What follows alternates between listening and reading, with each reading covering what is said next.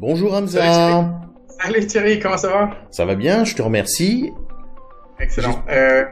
Vas-y. Ben non, j'allais dire que j'espère qu'il en est de même pour toi. Ouais, non, voilà. J'ai hâte de commencer aujourd'hui. Est-ce que tu peux nous dire de quoi on parle aujourd'hui? Alors, aujourd'hui, on va parler de négociations salariales et spécifiquement en fait de l'état d'esprit. C'est-à-dire, ouais, c'est plus, comment dire, comment se mettre dans le bon état d'esprit pour faire une bonne négociation salariale. Exactement. Tu sais, Thierry, oui. J'ai l'expérience d'avoir eu beaucoup de clients privés ouais. pour du coaching sur de la négociation salariale, alors que oui. ce soit ils sont déjà en poste ou alors en entretien d'embauche. D'accord. Et une chose que j'ai remarqué, c'est que au début, quand je commençais, je leur disais, voilà les scripts, voilà la méthode, allez-y. Et ils avaient du mal, beaucoup de mal, parce qu'en fait, je me suis aperçu très vite qu'en fait déjà, ils étaient câblés de la mauvaise manière. C'est-à-dire qu'ils pensaient de la mauvaise manière.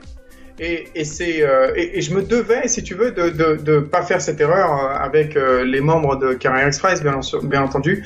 Je voulais absolument parler du bon câblage, de la bonne façon de réfléchir à sa carrière, à la négociation salariale, etc. Parce que si ça, c'est mal fait, si c'est pas une fondation très solide sur laquelle tout peut se reposer, en fait, rien ne marche du tout.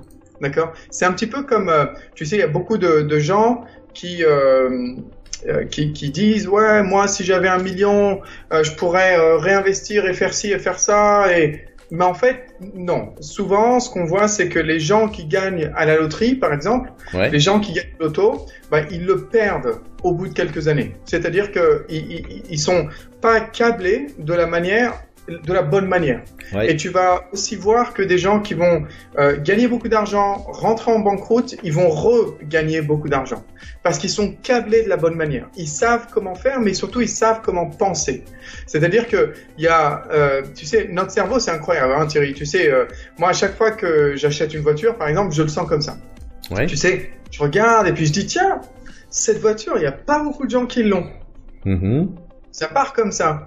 Et puis, je commence à regarder, et puis d'un seul coup, je commence à la voir partout. D'un seul coup, je commence à la voir absolument partout. Pourquoi? Parce qu'en fait, maintenant, je l'ai en tête. Maintenant, je sais ce que je recherche. Par contre, quand je savais pas trop, j'ai jamais fait attention, effectivement. Et c'est ça qui est incroyable dans la négociation salariale, dans notre carrière, etc., etc. Quand on met quand on allume, si tu veux, on tourne le bouton de la bonne manière, d'accord? Et bien, ce qui se passe, c'est qu'on va commencer à penser et à agir différemment. Et c'est vraiment le but de ce cours gratuit, Thierry, qu'on va faire aujourd'hui, d'accord? D'accord. Alors, les amis, on va parler bien sûr de l'état d'esprit, du mindset, hein. Et il y a vraiment 2 états d'esprit. Et c'est vraiment sur l'état d'esprit que les choses vont se jouer. Pas forcément sur les techniques. Je le sais, j'ai déjà vu ça trop plein de fois. Où de toute façon, je donne à tous mes clients les techniques, les scripts. Je le fais, il n'y a pas de souci. Mais c'est sur l'état d'esprit qui gagne ou qui gagne pas. Et souvent, mon coaching, c'est sur le coaching d'état d'esprit et ensuite sur le script. Les 2 combinés, c'est quelque chose de super puissant. Alors, bien sûr, Thierry, on fait un séminaire très bientôt sur justement une journée complète sur justement, les amis, comment devenir des maîtres négociateurs, hein, comment complètement révolutionner combien on gagne d'ici les 2, 3, 4, 5 prochaines années. Et ça, c'est en vous montrant qu'il y a des techniques que les gens qui gagnent plus appliquent et que je vais vous les donner. Et surtout, je vous en dirai plus un peu plus tard, mais voilà, ça c'est vraiment la première étape. Si tu veux, ce qu'on donne aujourd'hui, ce serait la première heure du séminaire. La première heure du séminaire, ce serait ça, d'accord? C'est juste pour que vous sachiez, d'accord? Alors, dans mon expérience, d'accord, moi je suis employeur, les amis, je suis entrepreneur, je suis quelqu'un qui a recruté et qui a donc interviewé des gens sur plein de pays, dans plein de nationalités, plein de religions, plein de ce que vous voulez, pendant 17 ans. je suis quelqu'un qui est aussi un coach de carrière et qui discute justement avec des personnes qui ont du mal à négocier leur salaire, qui ont déjà essayé, etc., etc. Et 99% des gens soit ne négocient pas ou à peine, d'accord, ou alors ils négocient très mal. Ils négocient très mal et en fait, ils créent une situation difficile entre eux et l'employeur parce qu'ils savent pas négocier. Ils créent, en fait, ils créent un problème au lieu de créer une solution. et ça, c'est 99%. Alors, c'est aussi marrant parce que pour moi, 99% des gens ne regarderaient pas ce cours. Je pense que ceux qui regardent ce cours, que ce soit en live ou après, ceux qui regardent ce cours, je pense qu'ils font partie des 1%, que déjà ils ont une prédisposition à réussir. C'est-à-dire que ils vont pas improviser, hein, ils vont être plus dans le il y a sûrement une technique, il y a sûrement des choses que je peux apprendre. Et ça, c'est le genre de personnes qui regardent ce cours, Thierry, d'accord? Donc ça, c'est important. Il y a deux raisons, hein, pourquoi les gens n'y arrivent pas. C'est soit ils ont peur, alors ils négocient pas. Ils ont peur en entretien d'embauche, ils n'ont pas de travail ou alors ils ont déjà un travail mais ils aiment bien la société. Ils ont peur que s'ils négocient, ils se montrent pas reconnaissants, ils tendent un petit peu l'atmosphère, ils créent pas forcément, tu sais, pendant tout le process d'interview, d'entretien d'embauche, ce qui s'est passé, c'est que on a construit une relation, on essaye de construire une relation avec l'employeur, les RH, les gens qui nous font passer l'entretien d'embauche. Et d'un seul coup, on va parler d'argent et on se retrouve dans une situation où on n'ose pas trop parce qu'on se dit on va gâcher un petit peu la relation et puis on se dit on va procrastiner, on va dire ouais, je suis sûr qu'il y aura d'autres opportunités dans 6 mois, 1 an, etc., etc. Alors c'est la peur, hein, c'est la peur. La deuxième, c'est qu'on ne sait pas comment. En fait, on est très maladroit, très maladroit. Il y a des mots qui sortent de notre bouche qui font l'effet d'une bombe, qui détruisent tout sur son passage. Et la personne qui les dit ne fait même pas attention. Il y a des phrases qu'on dit tu sais, une des phrases incroyables qu'on m'a sortie, c'était un Français. Et il est venu vers moi, il m'a dit, Hamza, tu payes Jonathan plus que moi. Je lui fais, ouais. Il me dit, moi j'ai un master. Jonathan, il a un bachelor. Est-ce que c'est parce que lui, il est anglais, moi je suis français, c'est quoi ton délire? Et j'ai fait, franchement, c'est juste parce que lui, il fait plus de thunes que toi. Ouais, mais attends, il y a aussi un niveau. Il y a un niveau. Et ça, c'est très franco-français. C'est ce genre de mental. Et c'est pas du tout l'employeur. L'employeur, il pense pas comme ça. Désolé, les amis, l'employeur, il pense pas comme ça. L'employeur, il pense en valeur ajoutée. On va en parler dans une seconde. Et c'est vrai que le premier mal, la première chose qui détruit tout espoir de négociation, c'est comment on réfléchit aux choses. Alors, bien entendu, ce monsieur, à la fin, j'ai fini par le sortir, malheureusement, de la société, parce qu'il avait un esprit très toxique. Il avait un esprit d'assistanat, on lui doit certaines choses parce qu'il a passé un master. Je me rappelle ma première année en recrutement, il y a de ça plusieurs années. C'était à Paris. 6 mois. Comment? 6 mois. Il y a 6 mois, ouais, 6 mois. Il y a 6 mois et 17 ans. Et à Paris, tu sais ce qui s'est passé, c'est que j'étais un tout petit jeune et tout, puis un jour, il y a un monsieur d'HEC, un jeune étudiant d'HEC, un jeune étudiant, quelqu'un qui venait d'avoir son diplôme HEC. Et à l'époque, je lui disais, écoute, on parlait encore en francs, hein, Thierry, je vais traduire ça en euros parce que ça voudra pas dire grand-chose à la section jeune de nos membres. Mais à l'époque, il y avait un poste qui était à peu près à 18 000 euros, 18, 20 000 euros par an pour quelqu'un qui a 0 d'expérience. D'accord? 0 d'expérience. Ce qui était bien parce que nous, on passait aussi sur des postes qui étaient à 15, 16 000 euros par an. D'accord? Il faut savoir que c'est un poste de démarrage, d'accord? Dans une société. Donc, 18, 20, la personne dit, moi, c'est minimum 30. À 35, je sors d'HEC. Et moi, j'étais incroyablement surpris parce que c'est vrai que, et ça, je fais un reproche très ouvert en live devant tout le monde aux écoles, c'est qu'on nous bourre le crâne. Moi, j'ai fait une école de commerce aussi. Et c'est marrant parce qu'en France, on nous bourre le crâne beaucoup plus que dans le modèle anglo-saxon. J'ai un double bachelor, j'ai étudié à Cardiff et j'ai étudié à Montpellier. Et tu sais, ce qui se passe, c'est qu'en France, on te dit, vous êtes l'élite. Ouais. On te donne des statistiques. Des statistiques du genre 83% personnes qui sont sorties gagnent un salaire entre tant et tant.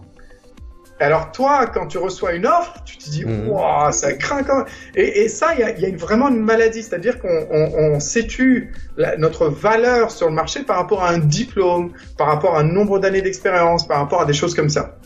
Et c'est complètement ridicule, absolument ridicule, parce qu'une économie peut pas fonctionner comme ça. Une économie doit fonctionner en valeur ajoutée, en résultat, d'accord? Donc c'est comme le football, pour ceux qui aiment le football, c'est-à-dire que c'est les joueurs qui vont être les plus décisifs, ceux qui vont apporter le plus de valeur ajoutée à une équipe, qui vont se entre guillemets se transférer le plus cher, qui vont être les plus chers et les mieux payés, d'accord? Donc les deux états d'esprit qui tuent tout, c'est vraiment déjà on est maladroit, on pense mal, on dit des choses, des phrases explosives qui détruisent tout espoir, et aussi on a peur, d'accord? Et aussi on a peur, d'accord? Et il y a deux mentalités. Et Thierry, on a fait une émission, je pense, sur la mentalité d'un employé et d'un entrepreneur. Oui, il me semble, oui. Et cette émission, les amis, je vous conseille fortement de la regarder parce que je vous parle pas d'un entrepreneur qui a sa propre entreprise, mais je vous parle de deux employés, l'un avec une mentalité d'entrepreneur et l'autre avec une mentalité d'employé. Il y a une grande différence, une énorme différence entre les deux. Et ça, c'est aussi, voilà, c'est un peu le sujet aussi d'aujourd'hui, c'est pour ça que je voulais en toucher deux mots. Tu sais, l'employé, il suit la trajectoire, il suit le chemin, il suit le career path, hein, le chemin de la carrière qui a été fait pour lui. L'entreprise va dire, au bout de 3 ans, on pourra voir si tu pourras évoluer à ça. Et ça, quelqu'un qui gagne ça et qui a ce diplôme, il gagne entre ça et ça. Et on lui fait une offre d'emploi, une proposition d'embauche, et il dit oui, d'accord. Et tu vois, il est très employé en fait. Tu vois, il est très employé. Si tu lui dis tiens, tu travailles pour qui? Il va te dire moi je travaille pour le nom de la société, par exemple. D'accord? Et l'entrepreneur, l'employé, mais qui lui pense comme un entrepreneur, il va se dire non, en fait moi je vends mes services à des clients. Je travaille pas pour les clients, je les sers parce que je travaille pour moi finalement. Moi j'ai investi pour moi, mon diplôme, mon expérience, etc. Les employeurs, c'est des clients, c'est des sociétés qui veulent une valeur ajoutée, qui veulent des solutions à leurs problèmes. Donc ça, c'est des gens qui réussissent mieux dans les entretiens d'embauche, c'est des gens qui réussissent mieux dans la rédaction de leur CV, c'est des gens qui réussissent mieux dans leur carrière en général.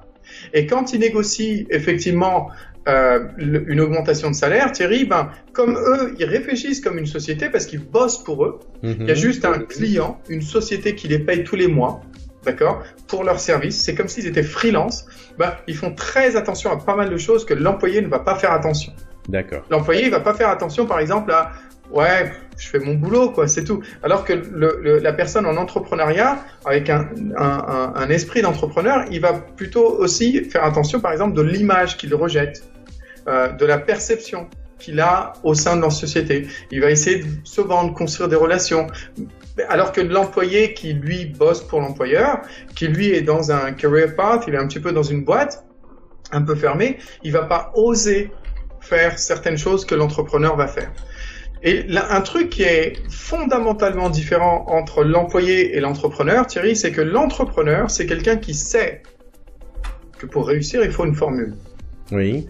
Pour réussir, il faut une recette. Si tu veux cuisiner quelque chose, tu as intérêt d'avoir la recette, parce que si tu te mets à improviser un plat que tu n'as jamais fait, c'est pas cool. c'est pas cool du tout, parce que c'est un peu du gâchis de nourriture, souvent ce qui va se passer. Et ça, c'est quelque chose d'extrêmement important. Tu vois, le truc, c'est que l'entrepreneur, il sait qu'il faut une recette, et qu'il y a une recette pour tout dans la vie. Il y a une méthode pour tout dans la vie. Il veut gagner plus d'argent, il y a une méthode. Il veut investir et gagner plus d'argent en investissant son argent, il y a une méthode. Il y a une méthode pour progresser plus vite que les autres. Il y a une méthode pour gagner plus d'argent, on a dit. Il y a une méthode pour trouver non pas un job, mais plusieurs jobs et avoir le choix. Il y a une méthode pour négocier un salaire. Il y a une méthode pour tout. Et l'entrepreneur, il est plus dans quelle est la formule? Quelle est la formule? Quelle est l'approche? Alors, il va peut-être faire des expérimentations, ou alors il va se former, il va s'éduquer. Parce que pourquoi? Parce qu'il bosse pour qui? Pour lui. L'employé, il bosse pour qui? Pour son employeur. Si mon employeur ne me forme pas, je me plains. Ouais, il n'y a pas de formation. Forme-toi toi-même. Lis un livre. Tu vas voir que les gens qui vont avoir un esprit d'entrepreneur, c'est des gens qui vont regarder ce genre d'émission. Bah ouais, qui vont s'éduquer, qui vont se prendre en charge, qui vont prendre leurs responsabilités, qui savent que, en fait, plus j'accumule des recettes, plus j'accumule des méthodes, plus j'accumule des techniques, et plus je vais savoir faire, et plus je vais aller plus vite. Et c'est ça qui est génial. Et c'est ça qui est génial, d'accord? Donc en fait, il y a une recette pour tout dans la vie. Le problème, c'est que la majorité des gens préfèrent improviser. La majorité des gens, ils improvisent. Et du coup, ils abordent une négociation salariale à l'arrache. Ils demandent à leur femme, à leur pote, à leur mari, comment tu lui dis, tu fais ça, et après tu lui envoies un email, et tu lui dis ça c'est pas assez, tu lui dis l'autre elle gagne tant, pourquoi moi je gagnerais pas tant, parce que moi je suis arrivé avant elle, et en fait, sans le savoir, ils deviennent les ennemis numéro 1, les gens à abattre. Et en tout cas, dans tous les cas, ils donnent pas envie. Ils donnent absolument pas envie. Sans le savoir, ils improvisent, mais ils sont en train de poser des bombes qui sont en train de les nuire. Pas à l'employeur. L'employeur, il va juste dire non. Ah, il va dire non d'une manière, tu sais, il va dire, je comprends, non, t'es surtout, t'es vraiment une personne à forte valeur ajoutée, on est content de t'avoir dans l'équipe, mais là, je peux pas, je suis vraiment bloqué. Est-ce qu'on pourrait discuter de ça quand tu auras complété 2 ans? Parce que c'est vraiment la politique de l'entreprise, il y a personne qui peut faire ça. Employé. Bon, d'accord. On peut pas voir ça un peu plus tôt. Employé. Alors que l'entrepreneur, il sait que c'est n'importe quoi. C'est absolument n'importe quoi, ce genre de choses. En fait, dans la prochaine émission, ce qu'on va voir, les amis, c'est les 5 objections qu'il faudra savoir démonter pour pouvoir arriver à faire une négociation. Souvent, la négociation salariale, elle se fait entre des loups et des agneaux.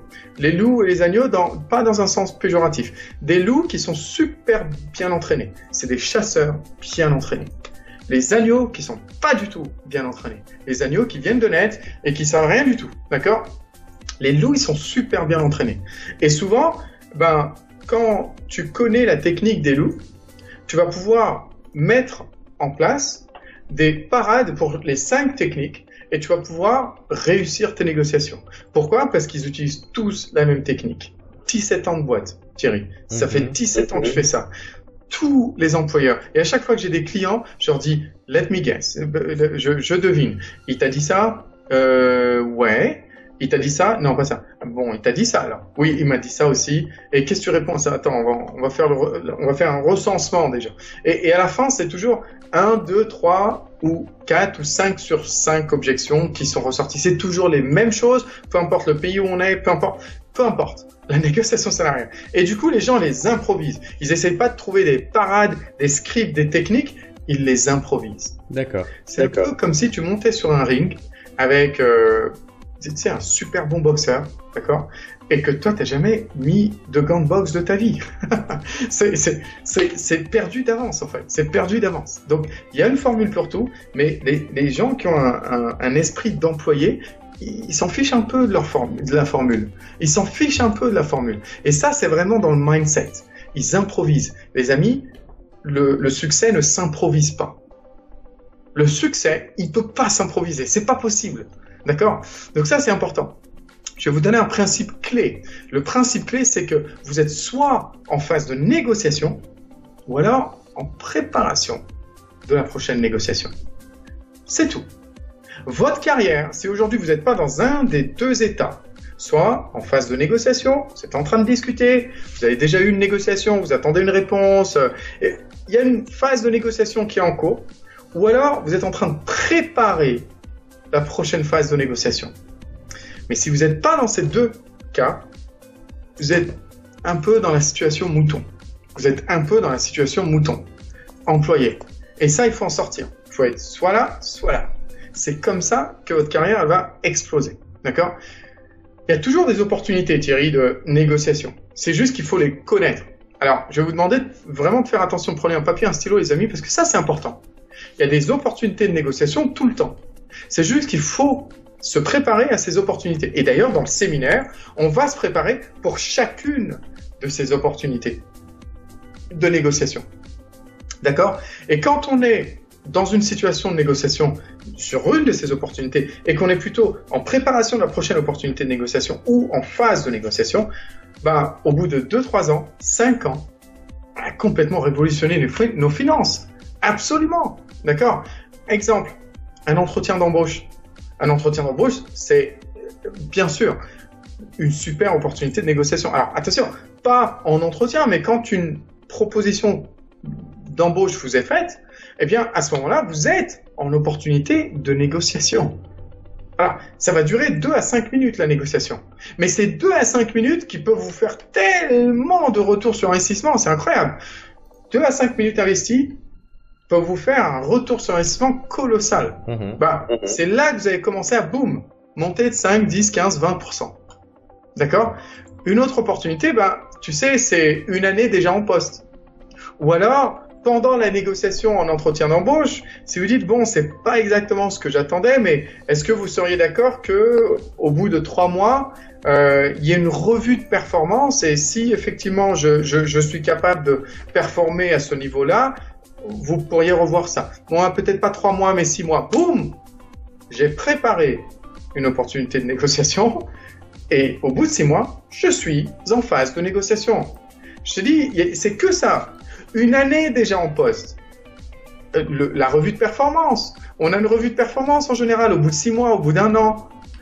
C'est une opportunité de négociation. Alors, bien entendu, je vais commencer à la préparer. Je vais commencer à mettre les résultats que j'ai obtenus. Je vais pas dire, je vais pas me dire, ouais, mais je suis sûr que la société, elle garde bien le registre de tous mes résultats et de ma valeur ajoutée et que je suis sûr que mon employeur, il sait tout ça. D'ailleurs, il me dit souvent c'est bien. Non. Pensez pas comme un employé, pensez comme un entrepreneur. Un entrepreneur, il va venir avec ses résultats.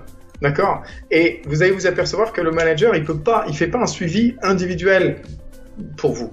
D'accord? Il a plein de personnes, il a plein de choses à gérer et il peut pas se rappeler de tout. C'est à vous de préparer la revue de performance, d'accord?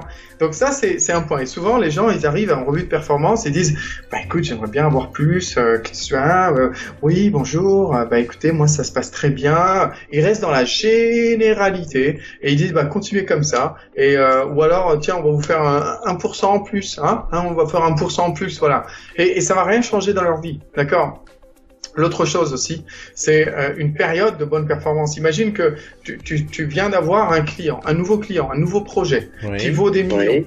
Eh ben ça, c'est quand le vent souffle sur ta voile comme ça, c'est le moment d'en profiter, c'est le moment d'y aller. Tu vois? Et tu vois, les gens sont pas aux aguets comme ça de ce genre de. Et écoute, si tu es en train d'être un petit peu le héros de la société en ce moment, tu confirmes ça, mais tu obtiens une valeur ajoutée de ça. Tu obtiens un résultat pour toi, pas que pour la société. Une autre opportunité. Et tu vois, comme il y en a beaucoup, Thierry, des opportunités de négociation salariale. Une autre opportunité, c'est quand ton boss te dit, soit je te donne plus de responsabilités, d'accord? Que ce soit formel ou informel. Je m'explique.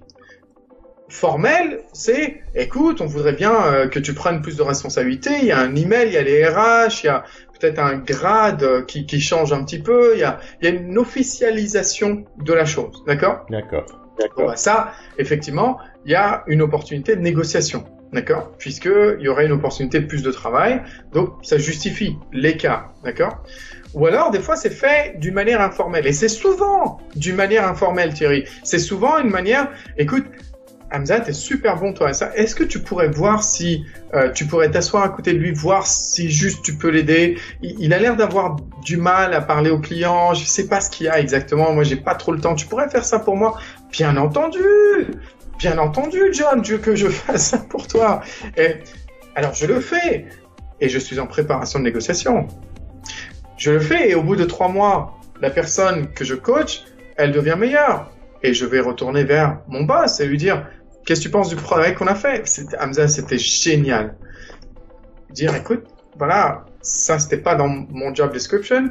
Maintenant, je prends ça, je peux continuer à le faire pour mettre plus. Mais c'est vrai que je voudrais un ajustement. Je voudrais un ajustement de mon salaire ici par rapport à ça. Moi, je l'ai fait pour te montrer que je peux le faire. C'est pour ça que je mets plus de responsabilité, plus réussite. C'est-à-dire que dire ouais, si tu veux que je forme lui, tu me donnes plus d'argent. Ah, tu donnes la valeur ajoutée d'abord. Ensuite, ça justifie plus d'argent. Okay. D'accord? Pense comme un employeur. Ok? Alors Thierry, je vais faire un exemple, si tu veux. Oui. Là, il y a un graphe et je vais essayer de comparer une courbe de quelqu'un qui négocie bien et qui est performant à ça, qui chope toutes ces opportunités de négociation, qui est soit en préparation de négociation, soit en cours de négociation. D'accord? Dans un des deux. Et je vais le comparer avec une personne lambda qui va faire un peu du mieux qu'il peut, qui va avoir une société qui va lui donner plus de responsabilités, qui va augmenter qui va évoluer d'une manière organique, d'accord? Les deux, c'est organique, hein. Juste qu'il y en a un qui est beaucoup mieux préparé. Les amis, si ça fait du sens, il faut absolument que vous me le disiez. Mais si ça fait pas de sens, il faut encore plus que vous me le disiez. C'est à vous de me commenter, de me challenger, de me dire non mais n'importe quoi Hamza, etc. Parce que moi, je sais, ça c'est pas quelque chose. C'est pas mon opinion, d'accord? Ouais. C'est vraiment du vu vécu. Vous parlez à quelqu'un qui a interviewé des tonnes de personnes. Un de mes plus grands regrets, c'est de ne pas les avoir comptés. Parce que j'aimerais bien dire aujourd'hui, j'ai interviewé à peu près 18 000 personnes. J'en sais rien. Ça me frustre. Parce que ça, si tu veux, ça claquerait. T'imagines, tu dirais, j'ai interviewé 15 000 personnes. J'en sais rien du tout. Peut-être pas 15 000 d'ailleurs, j'en sais rien. Bref, en tout cas, j'ai vu dans un même secteur d'emploi, pour un même poste, des écarts faramineux sur une même industrie. J'ai vu ça constamment, d'accord? C'est d'ailleurs pour ça qu'on utilise les chasseurs de tête. C'est que souvent, les gens souffrent parce qu'il y a des industries qui vont offrir, ou alors les plus performants vont gagner trop d'argent, mais le client a que ce budget, il veut les plus performants. C'est pour ça qu'on utilise les chasseurs de tête. Enfin bref, j'ai vu tout ça. Imaginez que, tu vois, ici, tu as le premier job, Thierry. Donc, on commence au point 0, où c'est le premier job de notre carrière. D'accord? Et ça, vous pouvez le faire à partir de maintenant, les amis. Vous n'êtes pas obligé d'avoir 23 ans et d'être diplômé pour penser comme ça. Vous pouvez dire, disons que ce job, c'est mon premier job. D'accord? Au bout de 6 mois, on va avoir une opportunité d'augmentation, de revue. D'accord? Parce que, ce qui s'est passé quand on nous a pris pour le premier job, on n'avait pas beaucoup d'expérience, on a dû nous former et que donc, au bout de 6 mois, ce qui est magnifique, c'est qu'au bout de 6 mois, on est beaucoup plus formé. Donc, on n'est plus la même personne. Donc ici, on va justifier l'opportunité pour dire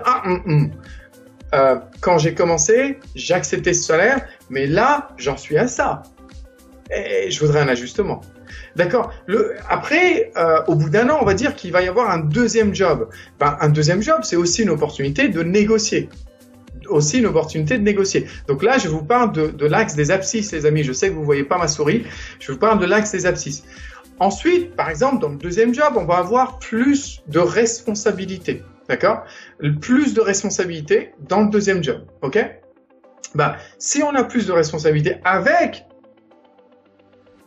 une performance, un succès, une réussite, d'accord? Ou alors qu'on est dans une période de bonne performance, d'accord? On est vraiment dans une période, yes! Génial, on a chopé un super client, on vient de finir un énorme projet, on vient de sauver à la société, économiser à la société plus d'1 million d'euros, je sais pas, d'accord? Ça, c'est pour ça que je mets R+, plus de responsabilité ou des performances, une période de performance. D'accord? Ça, c'est ce que je mets en bleu. Eh bien, ça aussi, c'est une opportunité de négociation. Regardez les amis. Ça, c'est l'individu lambda. C'est l'employé normal. L'employé normal, c'est sa courbe d'augmentation. Donc, effectivement, il gagne de plus en plus. Et la majorité des gens se disent, c'est bien déjà.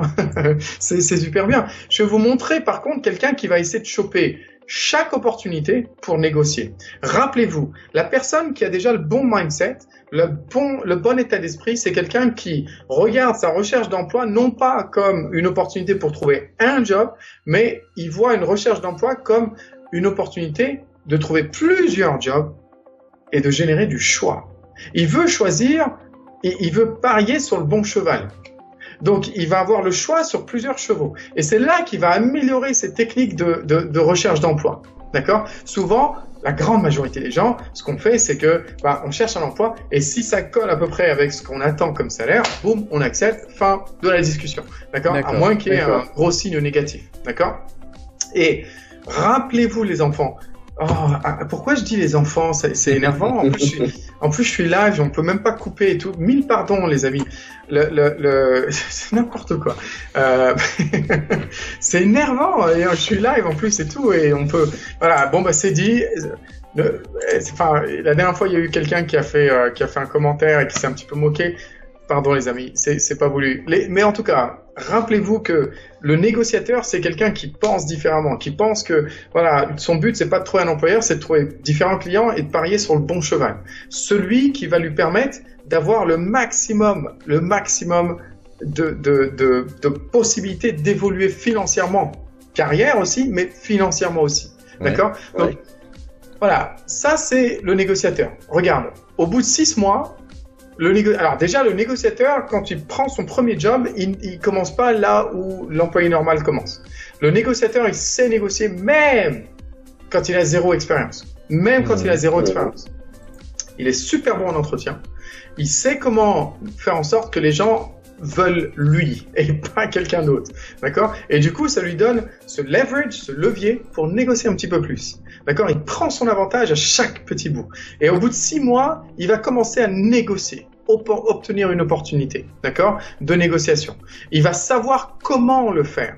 Au deuxième job, il négocie. Proposition d'embauche, parfait. Négociation. Pareil, il y a une période de performance ou plus de responsabilités qui va lui être donnée. Il va réussir. Il va en profiter pour négocier encore un petit peu. D'accord? Pareil pour peut-être qu'il va aller compléter sa deuxième année. Alors, sa deuxième année dans la carrière, mais sur le deuxième job ici dans mon exemple, c'est qu'il va compléter une année dans le deuxième job ici. D'accord? J'espère qu'on voit assez, que c'est assez grand. Oui. Ouais, ok, super. Et tu vois, il va obtenir, les amis, ça fait 1 an que je suis là, et effectivement, quand j'ai commencé, effectivement, j'avais pas ci, pas ça, mais là, au bout d'1 an, regardez tout ce que j'ai fait, je voudrais un ajustement, d'accord? Et tu vois un peu comment il est soit en période de négociation, soit en préparation de la négociation, et il est toujours en train d'attendre la prochaine. Et s'il se dit, il est temps d'avoir un 3e job, pour diverses raisons. Ça peut être que l'employeur, ici, il voit pas vraiment une opportunité de grandir aussi fortement qu'il a envie. Il va peut-être avoir un 3e job. Encore une fois, opportunité de négociation, d'accord? Surtout s'il a de la performance. Il va obtenir des jobs beaucoup mieux que l'employé normal, ici, d'accord? Et en plus, il va négocier, d'accord? Et puis, pareil, on continue comme ça un peu, et à chaque fois, il va construire sa carrière sur toutes ces opportunités de négociation. D'accord? Alors, peut-être qu'il y en a ici, et surtout parce que je sais que en France, on nous lave un petit peu le cerveau, Thierry, on en a parlé un petit peu. Ouais. C'est pas très bien vu, de négocier, on se sent très mal, il y a le rapport à l'argent qui est vraiment problématique chez les Français. Je sais pas comment c'est en Belgique d'ailleurs, j'aimerais bien que vous me le disiez les amis, parce que j'ai pas eu assez d'expérience en Belgique pour pouvoir dire ouais c'est comme ça en Belgique. J'ai pas eu. Donc si vous avez ça, ou les Suisses, ou peu importe, en Tunisie, ou peu importe, dans n'importe quel pays francophone, dites-moi les amis, si c'est la même chose ou pas. Mais c'est vrai qu'on a ce rapport à l'argent, on se dit « Ah ouais, le gars, il veut qu'on négocie tout le temps. » Non, pas tout le temps, c'est juste mon graphique. Mais en vrai, c'est tous les 6 mois, 1 an. Mais tous les 6 mois, 1 an, il est important de remettre les choses en place. Vous êtes en évolution. Pourquoi votre salaire resterait le même si vous mettez plus en plus de valeur ajoutée? Pourquoi votre salaire resterait le même si vous avez plus en plus de responsabilités? Pourquoi votre salaire resterait le même? C'est pas moi qui est pas logique. et voilà, enfin, bref. Surtout si vous avez parié sur le bon cheval, sur le bon employeur. D'accord? Le négociateur, il va avoir une courbe un petit peu différente.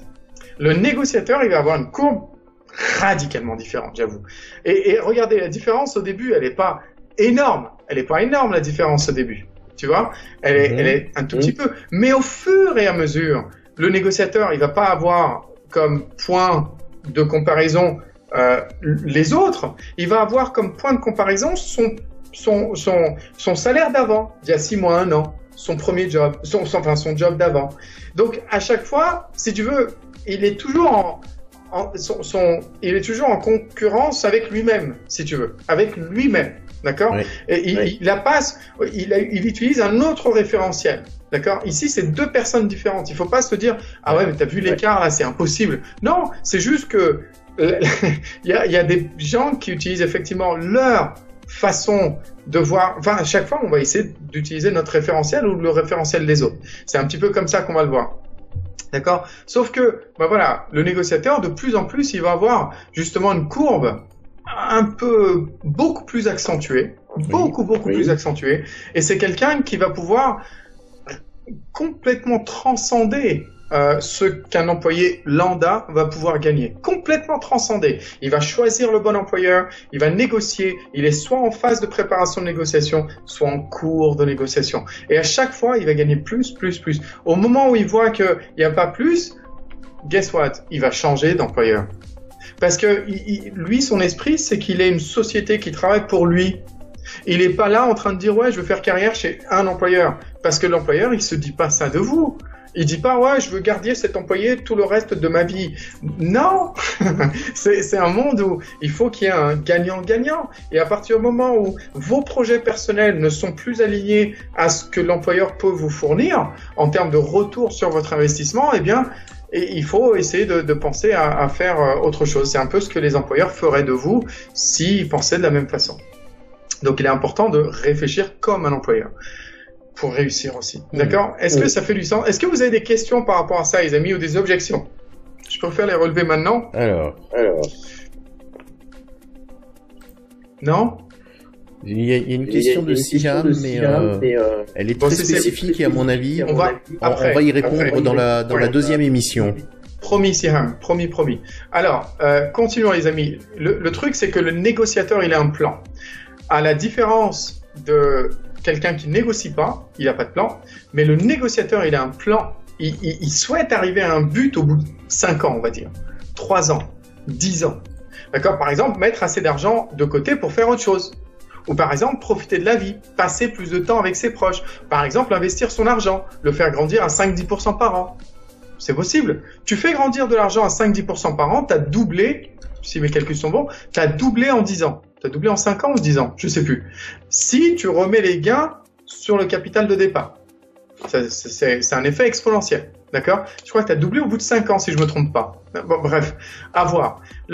En tout cas, il veut voyager plus, il veut manger mieux, il veut rire plus, il veut prendre sa retraite plus tôt. On nous lave le cerveau, Thierry, tu vois, l'émission d'aujourd'hui, c'est vraiment sur le mindset, sur l'état d'esprit. On nous lave le cerveau. Depuis l'école, ou ce qu'on entend à la télé, ou ce qu'on voit dans les entreprises, c'est l'âge de la retraite égale 60 ans, 65 ans, 55 ans, on s'en fiche. Mais pourquoi ce serait ça? Pourquoi? Qui contrôle ça? Vous n'êtes pas obligé de travailler toute votre vie pour être à la retraite. C'est vous qui êtes en contrôle de votre carrière. C'est vous qui allez décider de ça. Mais il faut avoir un plan. C'est vrai que les gens sans plan, effectivement, ils vont suivre la masse. Oui, c'est soit tu travailles dans ton plan pour tes objectifs, ou alors tu es en train de travailler pour le goal des autres. Le but du gouvernement, le but des sociétés, c'est de vous faire travailler le plus longtemps possible. Sortez de là.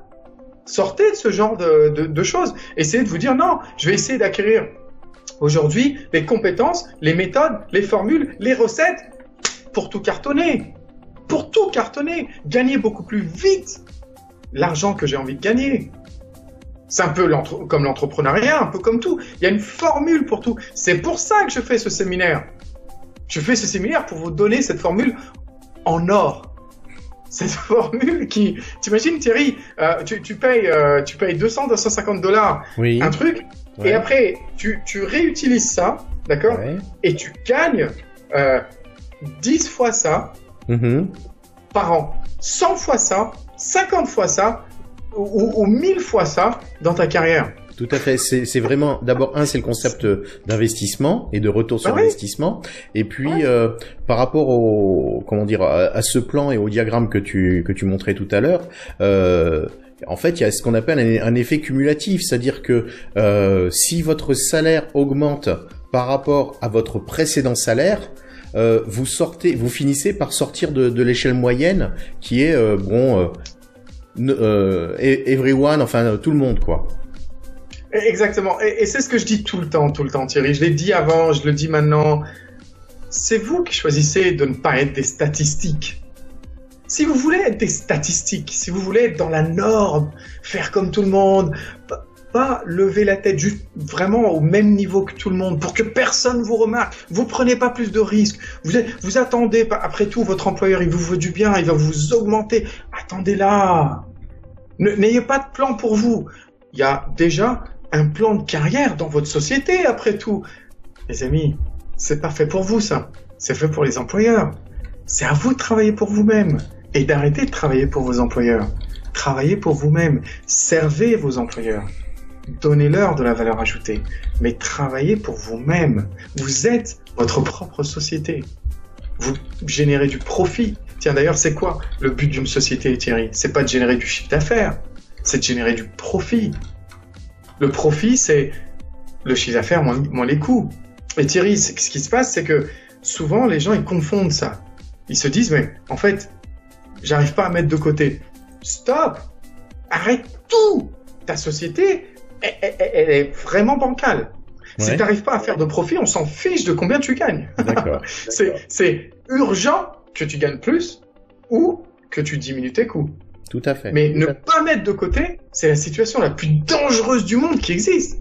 Le moment où tu perds ton job, t'es à la rue, tu demandes, tu mendies, tu demandes aux gens, tu fais un prêt, tu n'arrives pas à mettre de côté pour pouvoir au moins avoir 6 mois, 1 an, au cas où. C'est grave, très grave. Mais il n'y a qu'une seule personne responsable. C'est toi. Tu es le maître de ta vie, Habibi. Et ça, c'est important. J'ai envie de dire.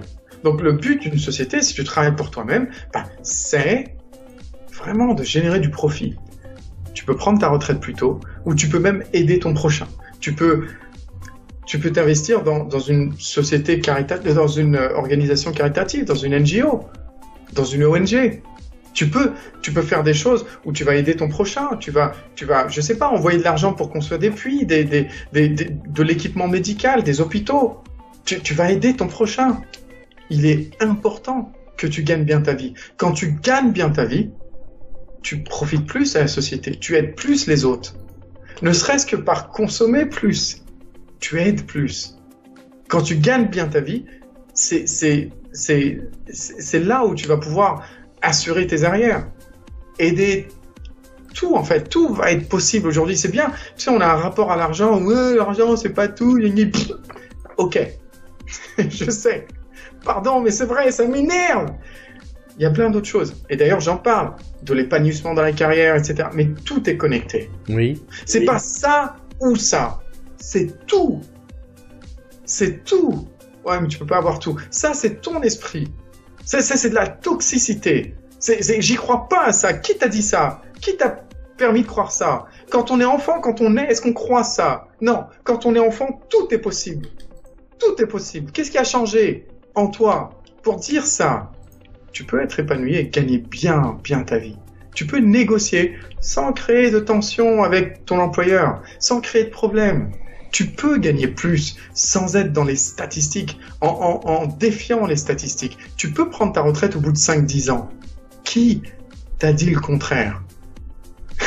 C'est pour ça que je voulais parler de mindset, Thierry. Ouais. C'est pour ça aussi que je veux faire cette émission. Parce que on va arriver à la fin de l'année. Et moi, j'ai fait une promesse. On a fait une promesse. On a dit qu'on allait organiser plus de séminaires. Malheureusement, les amis, mon emploi du temps est ma première excuse. Quand je voulais organiser des séminaires, j'ai eu, si vous vous rappelez, des problèmes de santé qui a un petit peu tout cassé. Mais maintenant, voilà, j'organise ce séminaire de comment devenir des master negotiators. D'accord? Comment devenir des maîtres négociateurs de salaire? Comment faire? C'est ça où vous allez réussir à dire, mais en fait, j'ai investi une fois, forever. J'ai un retour sur investissement. T'imagines que les gens me payent 2-3 000 $ pour ça, en coaching individuel. le séminaire, mes amis, il vaudra pas plus que $250. C'est tout. C'est un retour sur investissement ridiculement facile. Enfin bref. Je vous tiendrai au courant, les amis. Il y a un truc qui va vous choquer. Donc, vous avez déjà commencé à lire. Le but d'une négociation salariale, c'est pas vraiment de gagner plus. Alors là, c'est là où je me suis dit, non, mais tu peux pas présenter ça comme ça. Les gens vont commencer à s'en aller, ils vont fermer la fenêtre et ils vont te laisser en plan dans ton émission. Les amis, c'est justement parce qu'on essaye de gagner plus qu'on émet de mauvaises ondes pendant la négociation. Que l'employeur, il est défensif. Qu'on crée une tension pas nécessaire. Qu'on crée une situation de gagnant-perdant. Parce qu'on a un chiffre derrière la tête. Parce qu'on veut quelque chose. Imagine, Thierry, que je souhaite te demander de l'argent. Oui. J'ai une opportunité, j'ai 2 scénarios possibles. Thierry, je te dis, Thierry, peux-tu me prêter 1000 dirhams?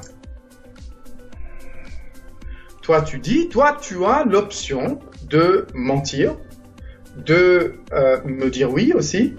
Mais comme ça fait mal de prêter de l'argent, parce qu'on a toujours un certain besoin de l'argent, c'est toujours soit pour un futur cas d'urgence ou alors on en a besoin maintenant, en général, je m'expose, quand je te dis ça, à ce que tu me dises, c'est un peu chaud là en ce moment, en plus on revient de vacances, en plus. Et je repars bredouille. Deuxième scénario. Là, je veux pas obtenir 1000 dirhams de toi. Là, si tu veux, je veux pas obtenir 1000 dirhams de toi. Par contre, je vais venir vers toi et je vais te dire, Thierry, t'as combien sur toi en ce moment? Et là, tu me dis, sur moi, ou ouais, sur toi, ou de dispo. T'inquiète pas, c'est juste pour savoir. Toi, tu me dis 800 dirhams. Super. Thierry, j'ai besoin de 500 dirhams, je te les rends. Tu vas avoir une situation très difficile ici. Parce que même si tu veux pas me les donner, tu vas être dans le... Tu me les rends quand mais en fait, tu vas pas être dans le... Je t'ai pas laissé une opportunité. Et regarde, Thierry, dans un scénario, j'avais 1000 euros en tête. Toi, en réalité, on vient de le comprendre, tu n'avais que 700-800 dirhams. 1000 dirhams en tête. Tu n'avais que 700-800 dirhams. Donc, de toute façon, tu les as pas. Point. Pas. OK? Ouais. L'autre scénario, j'ai d'abord, au lieu de chercher à avoir plus, j'ai d'abord voulu savoir qu'est-ce qui était possible. Ok. C'est un exemple un peu bateau, mais imagine que je fasse ça 10 fois par jour, Thierry. Je fais ça avec 10 Thierry différents, 10 personnes différentes par jour. Je te garantis que tous les jours, je gagne de l'argent. Peut-être pas 10 sur 10, mais 1 ou 2 fois sur 10, 1 ou 2 fois sur 10, les gens vont me prêter de l'argent et ils vont partir. D'accord? Et ils vont faire des choses avec cet argent. D'accord? Ne vous laissez pas avoir par ça. Et si je vous appelle en vous demandant ça, maintenant vous connaissez le truc. Non. Alors, tu vois, le but d'une négociation, Thierry, ce n'est pas de gagner plus. Ouais. C'est de savoir si c'est possible de gagner plus. Elle est très fine, la différence, mais elle est très importante. Souvent, j'ai des clients qui sont un peu frustrés. Ils disent, ouais, Hamza, de toute façon, s'ils me donnent pas ce que je veux, moi, je vais partir. Stop! T'as déjà le mindset toxique. Il n'y a pas moyen que quelqu'un se dise, oh, j'aime bien ton mindset positif. Non, c'est super dangereux. Là, le but d'une négociation, c'est quoi? Et je le rappelle à mes clients. Ah oui, c'est vrai, c'est juste pour savoir si. Ouais, mais s'ils veulent pas. S'ils veulent pas. Déjà, c'est très rare, ce genre de situation, Thierry. Tu sais, souvent, les gouvernements veulent pas. Les administrations francophones, françaises, sont très rigides par rapport à ça. Les administrations gouvernementales en général, très bureaucratiques, très rigides. Les sociétés sont très flexibles par rapport à ça. D'accord? Il faut savoir ça, les amis. Il faut vraiment savoir ça. Ok? Donc, l'objectif de départ influence la négociation. Si vous avez un chiffre en tête, vous créez une situation de gagnant-perdant. C'est frustrant. Vous rendez l'employeur potentiellement défensif, émotionnel. Par exemple, Thierry pourrait dire, ouais, pourquoi tu demandes pas à quelqu'un d'autre, défensif, émotionnel. Et ça peut tarnir notre relation. Si je lui dis juste j'ai besoin de 1000 euros, 1000 dirhams, parce que ça le met en situation de soit me dire non, et du coup se dire qu'il m'a déçu, qu'il m'a pas aidé, ou alors en situation que je lui prenne 1000 dirhams. On s'en fiche. Si maintenant je l'approche avec une approche de est-ce qu'il y a un montant aujourd'hui que tu n'as pas besoin pendant juste un petit mois, c'est différent. Parce que là, je le fais dire, lui, qu'il a 500 dirhams, par exemple, ou c'est cool, il peut attendre un mois. Peut-être qu'il a 20 000 dirhams, mais lui, il a choisi 500 dirhams. C'est-à-dire qu'il a un rôle à jouer dans ça. Je lui ai pas imposé 1000 dirhams. Tu comprends ce que je veux dire? Alors, du coup, ça impacte la relation, d'accord? Quand on a un chiffre en tête, quand on essaye d'avoir plus. Et il y a une grande probabilité de laisser de l'argent sur la table en plus. Parce que, suppose que Thierry dise, ouais, d'accord, ok, tiens, je te paye 1000 dirhams. Ok, pas de souci. Mais ça se trouve, il aurait pu me payer 1500. Si je lui avais posé la question de, est-ce qu'il y a un montant où tu pourrais te séparer pendant un mois? Bah, ça se trouve, Thierry, il m'aurait dit 2000. Mais moi, il me dit, ah, tu veux 1000? Ok, pas de souci. Et c'est comme ça que les gens, ils évoluent pas avec la courbe que j'ai montrée. Tu comprends? Ils sont maladroits. Ils sont maladroits. Ils disent, moi, ce que je veux, c'est 10% en plus. Pourquoi? T'en sais rien s'il peut pas te donner 30% en plus. C'est n'importe quoi. Le but d'une négociation, c'est de savoir si une négociation est possible et c'est de savoir combien est possible. C'est de savoir si on est payé au maximum de ce qu'on peut être payé. C'est tout.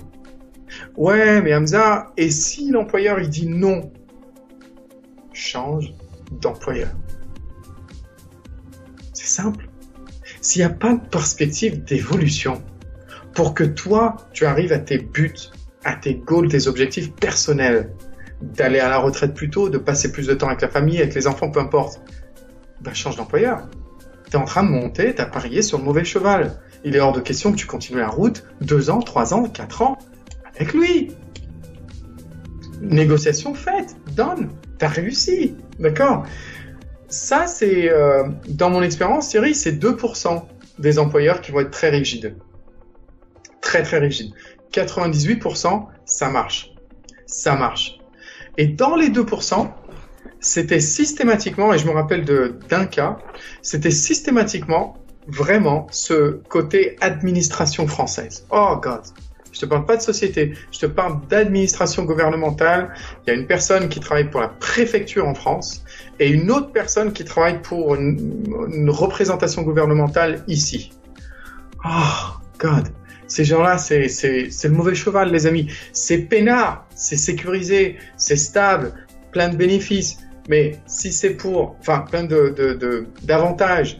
Mais si c'est pour gagner de l'argent, pas le bon job. Pas le bon job. C'est connu. D'accord? Voilà. L'autre aspect, c'est quand on n'a pas de chiffre en tête. Comme ce que j'ai dit. Je voulais voir ce que Thierry pouvait se permettre de faire. Ici, on retire la notion de gagnant ou de perdant, parce que c'est Thierry qui propose. Et en plus, elle peut se faire calmement et ouvertement. Et l'employeur, il est en position de suggérer. T'as vu, j'ai fait dire à Thierry, moi, je peux te donner 500 dirhams. Moi, je peux te donner X, 1500 dirhams.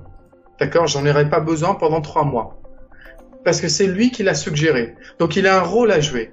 Et je suis pas là en train de demander quelque chose qu'il a pas forcément envie de me donner. Tu comprends? Oui. En gros, Thierry, le truc qui est important, c'est que la seule façon, en vrai, la seule façon de savoir si une augmentation est possible ou pas, c'est la demander. C'est de la demander. Il n'y a pas moyen sinon. Il faut savoir la demander de la bonne manière. Parce que souvent, les gens disent « Ah, mais j'ai déjà demandé, il a dit que c'était pas possible. » C'est là que les gens m'appellent et qu'on travaille en coaching individuel et que d'un seul coup, ça devient possible.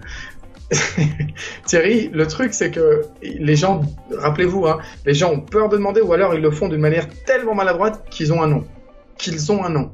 C'est de savoir la demander de la bonne manière. C'est la seule façon de savoir si une augmentation est possible ou pas. Ne tardez pas, ne restez pas avec une société qui va pas vous permettre d'obtenir vos objectifs, qui va vous faire, entre guillemets, travailler beaucoup plus longtemps dans votre carrière. Vous avez envie de choisir. Vous avez besoin de choisir. Vous avez envie d'être en contrôle, vous, en maîtrise de votre carrière, de l'évolution de votre carrière et d'où est-ce que vous allez et quand vous y arrivez. D'accord? Donc ça, c'est important. Effectivement, il faudra prendre des risques. Mais il y a une corrélation entre, tu sais, prendre des risques et des résultats. D'accord. Il y a vraiment une corrélation forte. Les gens qui vont prendre des risques. Alors ouais, Hamza, toi, tu préconises de négocier tous les 6 mois. Non! Je dis juste que vous devez avoir un plan où vous êtes soit en préparation de négociation, et là, il y a des points précis sur votre agenda, sur votre calendrier annuel, il y a des points précis, et vous allez utiliser cette période jusqu'à là pour préparer. Là, il y a négociation. Je vous dis juste d'avoir un plan, d'être en contrôle. Pendant la négociation, ce que je vous dis, c'est que vous devez absolument savoir comment le faire. C'est comme ça que vous allez tout exploser les compteurs et plus être dans ces statistiques. Les statistiques, c'est pas 100% des gens. C'est juste des majorités. La masse.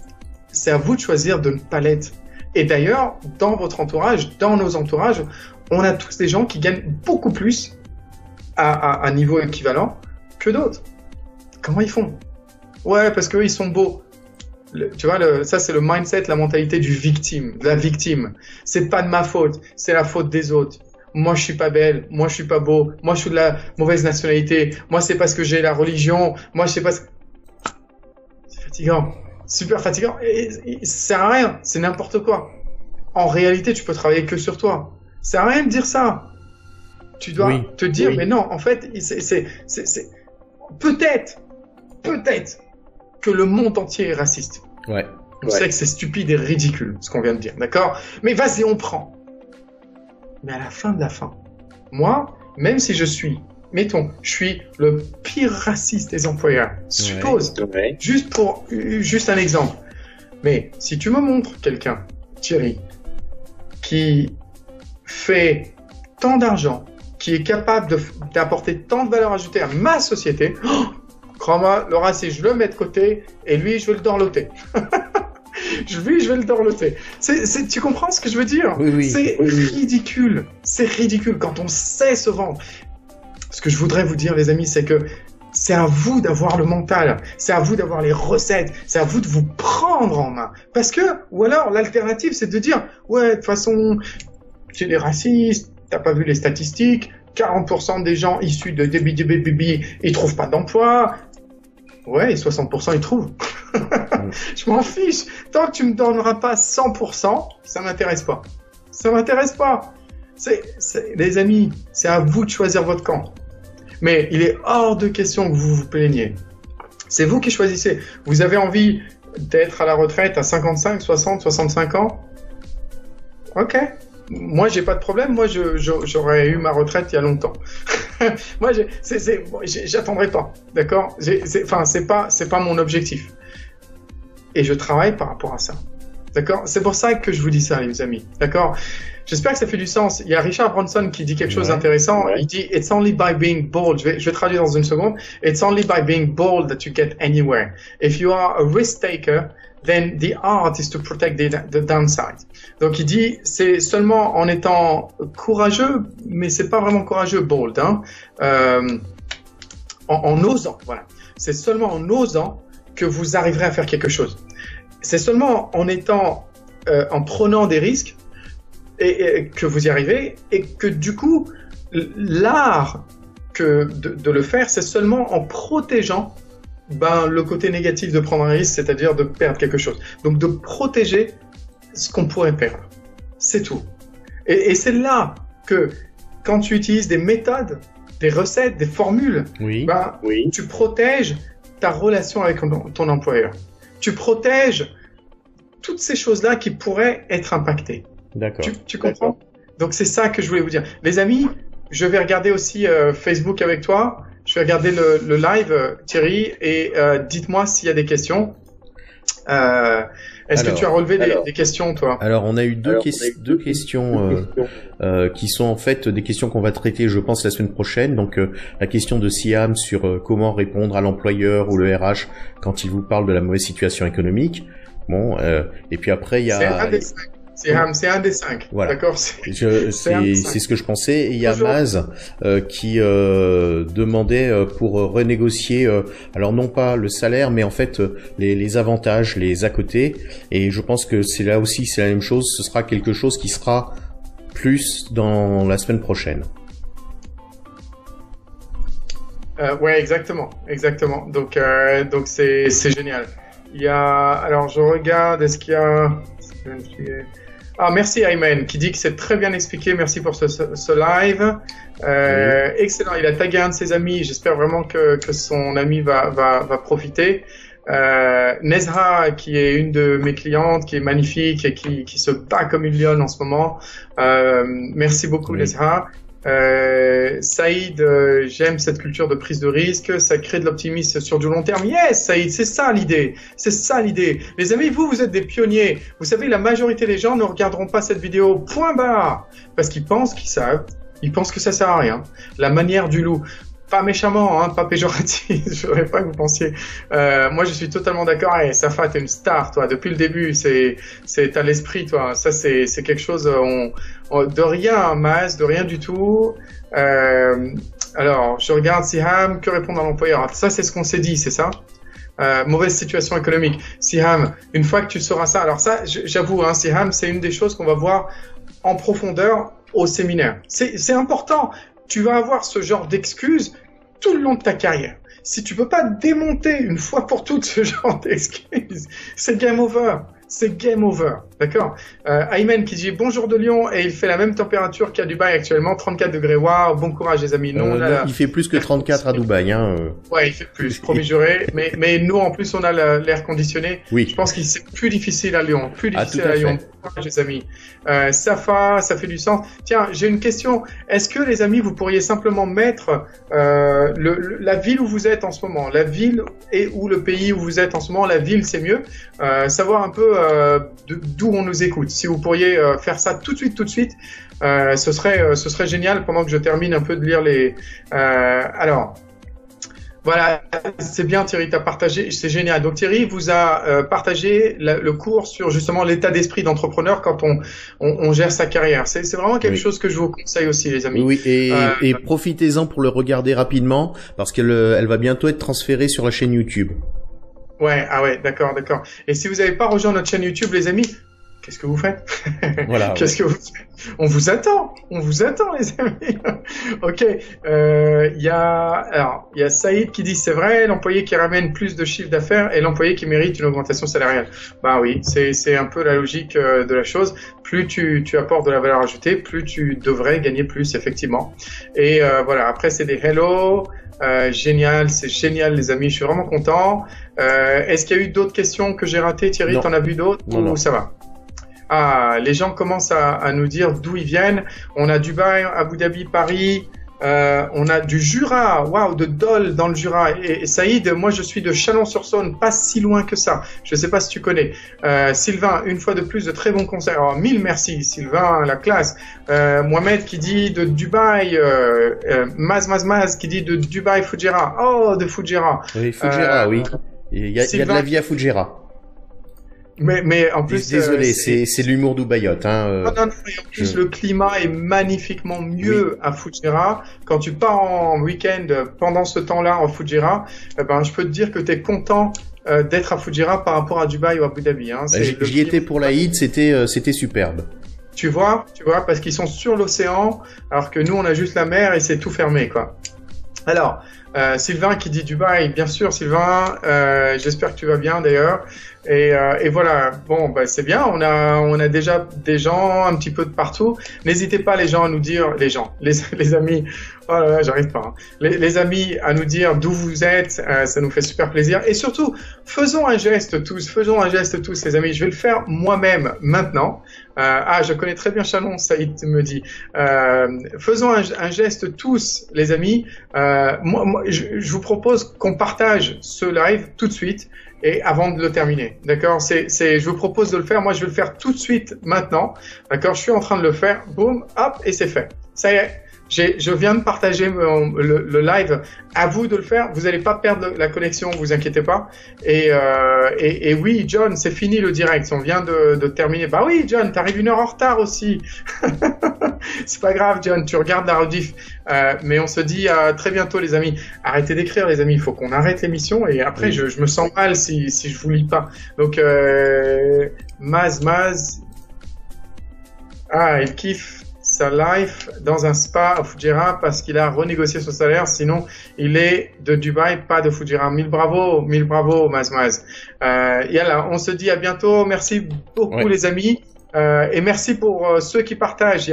On a 53 partages, Thierry. Ça, c'est du monstre. On a 53 partages. Merci à tous ceux qui partagent. Je vais regarder la liste de tous ceux qui ont partagé. 61 partages. Incroyable.